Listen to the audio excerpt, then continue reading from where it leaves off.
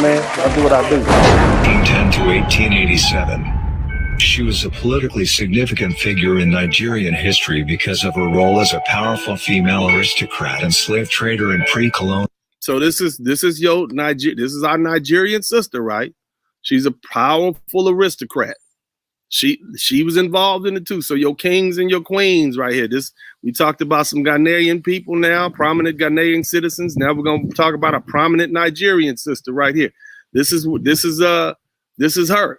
Okay, she benefiting too. Everybody's getting rich off of this. So when they start telling you, oh no, our African brothers, they didn't know what was going on. They fought wars against this, and you know, that's a damn lie. That's just you trying to romanticize a relationship.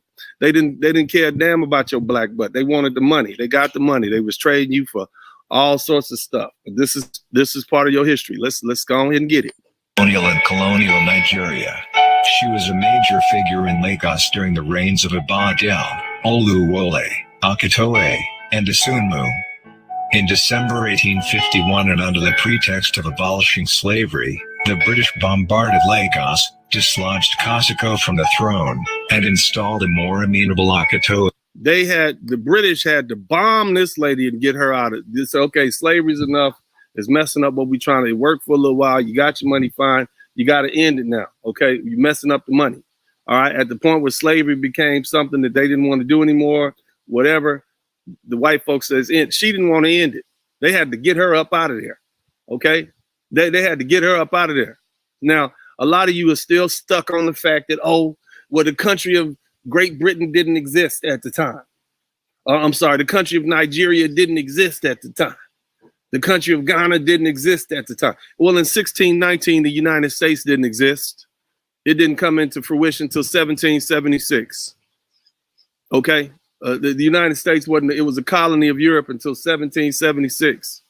But don't you think that the U.S. government, which inherited the responsibility and the debts of those colonies, don't you think they're responsible for that slavery that started back in 1619 when they brought us over here? The first African Americans? Yes, you do. So what I'm trying to tell you, brothers and sisters, is that even though what is called the country of Ghana and Nigeria and Togo, Benin didn't exist, they were actually kingdoms at that time. Those governments took over the responsibilities and debts of those kingdoms. And so because of that, they inherited that. And so they are responsible. Just like when your mama and your daddy die, you get their money, but you also get their liability and their debt. You got to pay the taxes off before you get the house.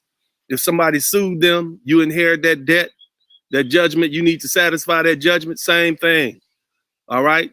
Stop being so hard-headed and with all these damn no's and you just sound like a bunch of scary Negroes. That's what you sound like. So toughen up. Let's continue.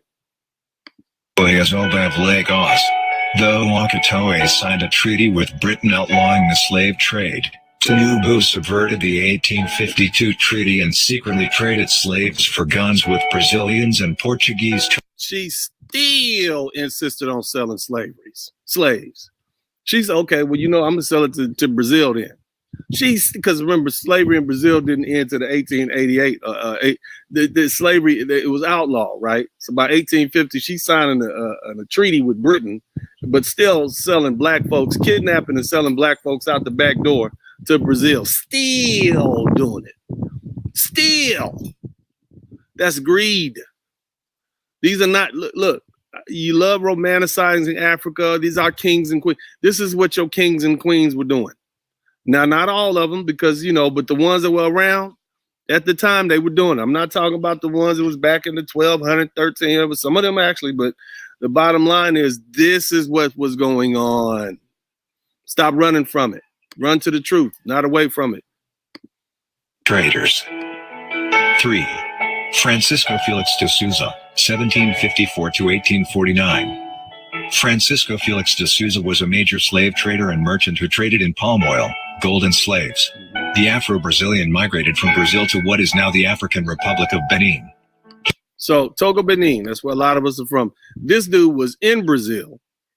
He saw how the Africans who were brought from Africa into Brazil, how they usually worked them for a year straight. and most of them died after a year. So you can't tell me that this man, once he made it back to the continent, didn't relate stories about how the Africans were being treated in the Americas. I mean, these people, this was a triangle. This went on for 300, almost 400 years.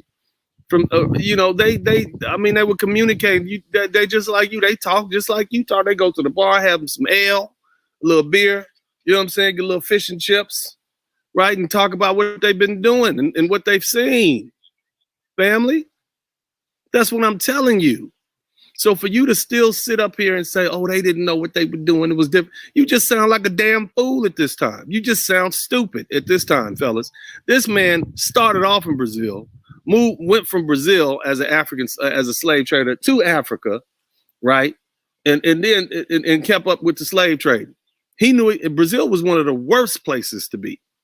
One of the worst places to be. They worked your black butt to death. It was so easy to get slaves from Africa to Brazil that they wouldn't even bother trying to maintain them. They would just work them to death, get rid of them, get a new boat in, period. So how can you say you don't think this man right here, De Souza, you don't think he was telling people, yeah, man, we worked them niggas to death over there, man. We kill them. It probably with a little Portuguese accent. We worked them to death and they kill you. Yeah, they know exactly what was going on. So stop being so ignorant. Stop romanticizing Africa. Stop. Give everybody the blame they're due.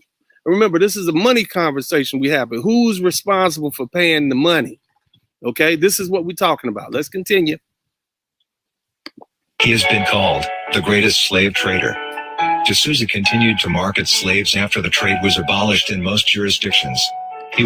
This black African Brazilian man was the greatest slave trader. Okay, he was the greatest.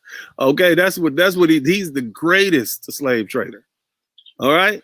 When y'all say, "Oh, our brothers didn't know what they was doing," this man was he was the Michael Jordan of slave trading. This cat right here. All right. So let's continue. He was apparently so trusted by the locals in Dahomey that he was awarded the status of a chieftain. His early years in Africa are well documented in a long article, in Portuguese, by Alberto Costa e Silva entitled The Early Years of Francisco Félix de Souza on the Slave Coast. Although a Catholic, he practiced the voodoo religion, which is consistent with his Afro-Brazilian background, and even had his own family shrine. He was buried in Dahomey. 4. Dona Joaquina das Santos e Silva.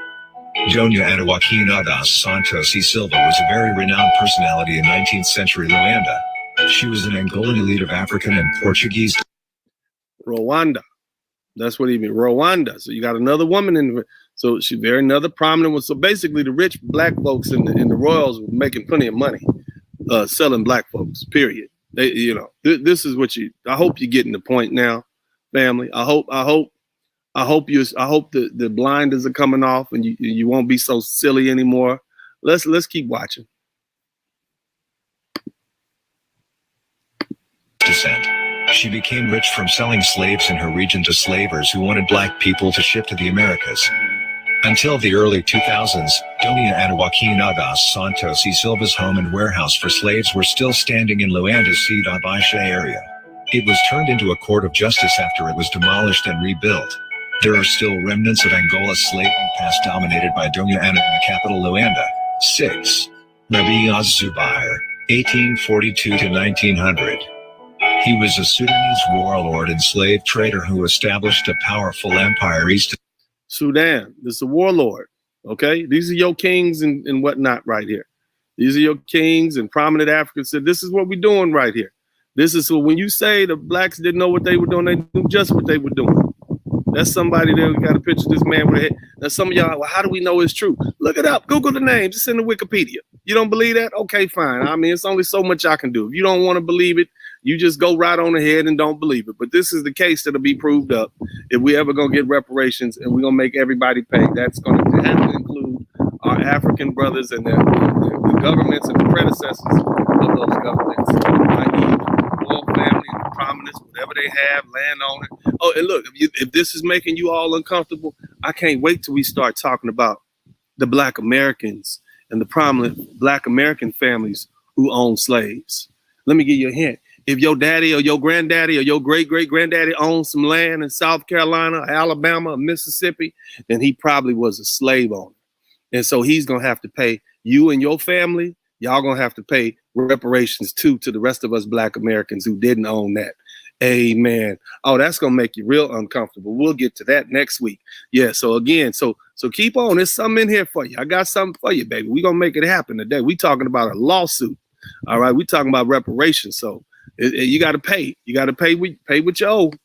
To Lake Chad. In today's Chad, he worked as the right-hand man of the Sudanese slaveholder Subversion. He conquered empires and was killed by the French after he slaughtered their emissaries. I'm sorry. Hold on a minute. Rumalize. I always got somebody in here. So Akil Haru says the nuance is missing. The conversation is not as simple as us against them. We come from groups that were fighting against each other. See, this is the ignorance that I'm talking about.